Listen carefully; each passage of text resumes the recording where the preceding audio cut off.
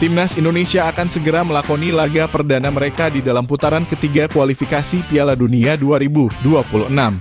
Pada laga pertama yang akan digelar pada bulan September mendatang tersebut, Timnas Indonesia akan langsung berhadapan dengan tim kuat seperti Timnas Arab Saudi pada laga pertama dan Timnas Australia pada laga kedua. Tentunya pertandingan pertama di dalam putaran ini akan menjadi laga yang krusial bagi skuad Garuda dan menentukan performa yang akan mereka persembahkan di fase ini. Sebab seperti yang kita ketahui, peluang bagi Timnas Indonesia untuk bisa finish di peringkat 1 ataupun 2 sangatlah kecil. Hasil paling realistis yang bisa didapatkan oleh skuad Garuda adalah dengan mengakhiri semua pertandingan dan finish pada urutan ketiga atau keempat dari papan klasemen. Namun dengan skuad yang dikabarkan akan semakin dipersolid dengan datangnya para pemain keturunan terbaru, peluang bagi Timnas Indonesia kembali memberikan kejutan pada putaran kualifikasi ini sedikit terbuka. Dengan skuad berpengalaman dan juga chemistry yang selalu dibangun oleh tim pelatih dan para pemain, tentu akan membuat Timnas Indonesia dapat tampil impresif di dalam pertandingan. Dan berikut ini merupakan kedalaman skuad yang akan dimiliki oleh Timnas Indonesia asuhan Coach Sintayong pada laga melawan Timnas Arab Saudi di putaran ketiga kualifikasi Piala Dunia 2026.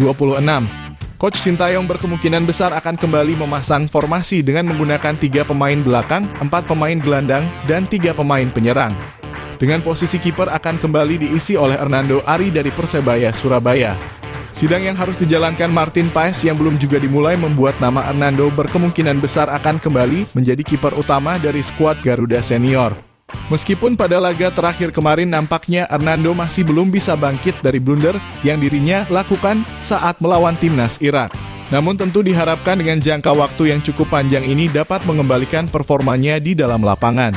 Hernando merupakan sosok kiper yang pada tahun ini paling banyak tampil dalam kompetisi tim nasional di semua golongan umur. Sehingga pada lanjutan laga di putaran ketiga pada bulan September yang akan datang, kiper asal Persebaya Surabaya yang satu ini pastinya akan kembali masuk ke dalam jajaran 11 pemain utama di dalam pertandingan.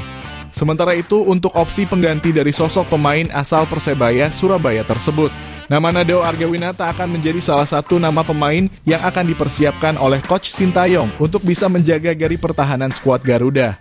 Hadirnya Nadeo dengan performa optimalnya tentu saja akan memberikan dampak yang sangat signifikan pada kekokohan yang akan skuad Garuda tunjukkan pada laga melawan Timnas Arab Saudi. Sedangkan pada posisi pemain belakang, Coach Sintayong dipastikan akan memasang 3 nama pemain seperti nama Jay Itzes, Justin Hubner, dan juga Elkan Bagot. Hadirnya ketiga pemain tersebut di dalam lapangan tentunya akan menjadi amunisi yang sangat berharga bagi Timnas Indonesia Senior. Dengan pengalaman yang ketiganya miliki pada pertandingan dengan intensitas tinggi, Timnas Indonesia diprediksi dapat dengan mudah meredam setiap serangan dari tim lawan. Apalagi lawan yang akan dihadapi oleh Timnas Indonesia pada laga ini merupakan Timnas Arab Saudi yang mengandalkan umpan silang yang sangat baik dan juga akselerasi dari para pemain sayapnya. Sementara itu untuk opsi pemain pengganti dari posisi ini, nama Rizky Ridho dan juga Jordi Amat tentu saja dapat dimasukkan ke dalam lapangan sebagai amunisi yang akan kembali memberikan angin segar bagi kekuatan garis pertahanan skuad Garuda. Pengalamannya yang sudah sangat tinggi di level tim nasional tentu saja akan menjadi modal yang mereka bawa untuk bisa tampil maksimal pada laga melawan Timnas Arab Saudi di bulan September yang akan datang. Selanjutnya pada sektor sayap pertahanan, Coach Sintayong berkemungkinan besar akan memasang nama pemain keturunan yang berpotensi melakukan debutnya seperti Kevin Dix pada sektor sayap kanan pertahanan, dan memasang nama Calvin Verdong pada sisi sayap kiri. Kevin Dix yang berkemungkinan besar akan melakukan debutnya bersama Timnas Indonesia di bulan September pastinya akan masuk sebagai pemain utama yang akan berusaha menguasai seluruh sektor sayap kanan di dalam lapangan. Jam terbangnya di level klub dan juga pengalamannya di dalam menghadapi level permainan dengan intensitas tinggi tentunya akan memberikan ketenangan bagi Timnas Indonesia di dalam posisi bertahan maupun membangun skema penyerangan. Sedangkan Calvin Verdong dengan bermodal debutnya yang sangat manis saat berhadapan dengan Timnas Filipina pastinya akan kembali mendapatkan tempatnya sebagai pemain utama Timnas Indonesia di laga ini. Kecepatan yang dirinya miliki dan juga umpan visioner yang seringkali dirinya lakukan menjadi nilai tambah yang akan membantu Timnas Indonesia di dalam membangun skema penyerangan dari sektor pertahanan. Sementara itu untuk opsi pengganti dari 2 pemain ini, nama Shaina Patinama dan juga Sandy Wolf diprediksi bisa dimasukkan oleh Coach Sintayong sebagai tambahan energi bagi Timnas Indonesia. Dengan formasi permainan yang mengandalkan peran dari sektor sayap pertahanan pastinya membuat 2 pemain yang tampil sejak menit awal akan menghadapi kelelahan dan sebisa mungkin perlu adanya rotasi pemain pada babak kedua di jalannya pertandingan. Selanjutnya pada posisi pemain gelandang, nama Tom Hay dan juga Nathan John pastinya akan kembali dimasukkan dan diharapkan dapat memberikan hasil yang positif seperti pada laga melawan timnas Filipina kemarin. Tom Hay akan berperan sebagai jenderal lapangan tengah yang mengatur tempo jalannya pertandingan dan menciptakan variasi permainan untuk melancarkan skema penyerangan yang telah direncanakan oleh tim pelatih.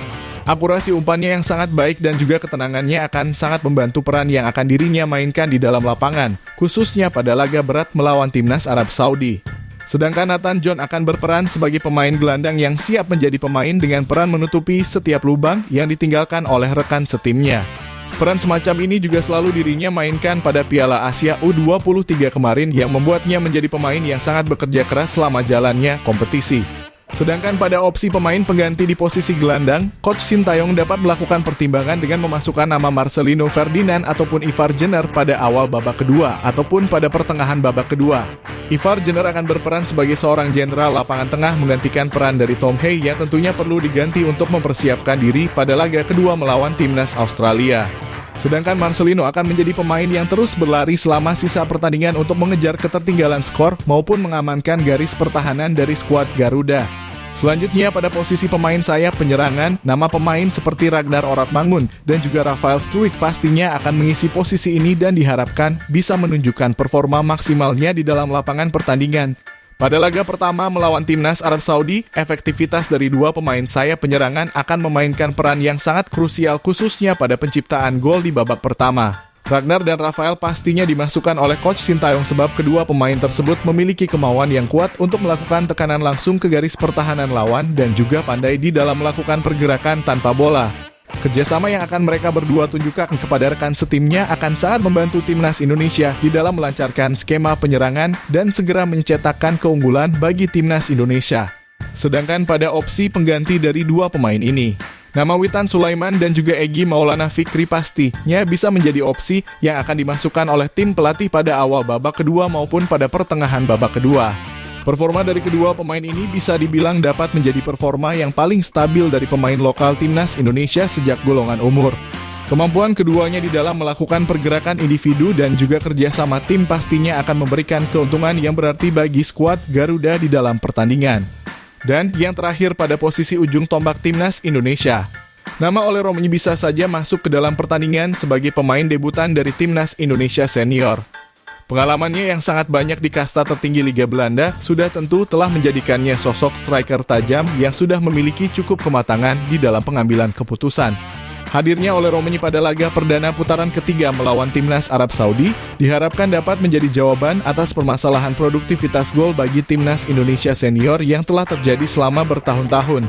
Sementara itu untuk opsi pengganti dari pemain asal FC Utrecht tersebut, nama Jens Raven juga memiliki peluang untuk melakukan debutnya pada laga perdana melawan timnas Arab Saudi. Pemain muda yang saat ini memperkuat salah satu tim di kasta tertinggi Liga Belanda tersebut juga memiliki peran serupa di timnas Indonesia senior, yaitu menciptakan sebanyak-banyaknya gol untuk bisa mengamankan kemenangan bagi timnas Indonesia di fase ini. Itulah tadi merupakan kedalaman skuad yang akan dimiliki oleh timnas Indonesia asuhan Coach Sintayong pada laga melawan timnas Arab Saudi di putaran ketiga kualifikasi Piala Dunia 2026. Jangan lupa tulis pendapat kalian di kolom komentar.